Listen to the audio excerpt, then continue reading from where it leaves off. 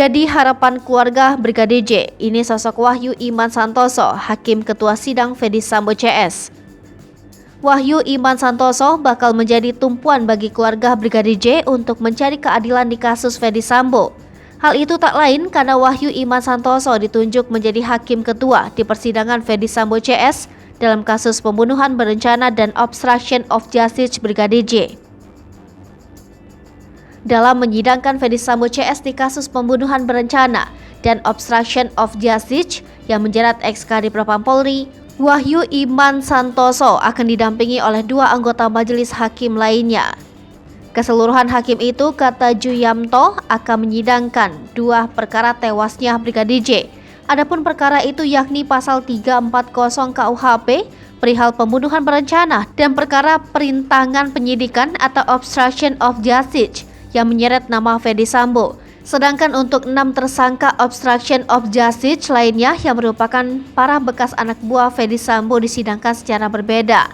Brigjen Hendra Kurniawan, Kombes Agus Nurpatria, dan AKBP Arif Rahman akan disidang secara bersamaan. Sedangkan untuk 3 terdakwa lainnya yakni Kompol Cuk Putranto dan AKP Irfan Widianto serta Kompol Baikuni disidang oleh majelis hakim lainnya.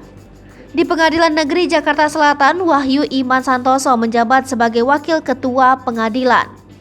Wahyu Iman Santoso resmi memegang jabatan Wakil Ketua Pengadilan Jakarta Selatan sejak Rabu 9 Maret 2022. Dia menggantikan Lili Prisbawono yang dipromosikan menjadi Ketua Pengadilan Negeri Kelas 1A khusus Jakarta Pusat. Sebelum menjadi Wakil Ketua Pengadilan Jakarta Selatan, Wahyu Iman Santoso adalah Ketua Pengadilan Negeri Denpasar. Wahyu Iman Santoso juga pernah menjabat Ketua Pengadilan Negeri Kediri Kelas 1B dan Ketua Pengadilan Negeri Kelas 1A Batam. Sementara itu, menjelang persidangan yang bakal dijalani Ferdy Sambo CS di kasus kematian Brigadir J, ayah korban Samuel Huta Barat berharap kepada jaksa dan hakim bisa bekerja secara adil dan profesional. Sementara terkait permintaan maaf yang dilontarkan Ferdy Sambo, ayah Brigadir J mengatakan jika itu bisa dibicarakan setelah melihat keputusan hakim.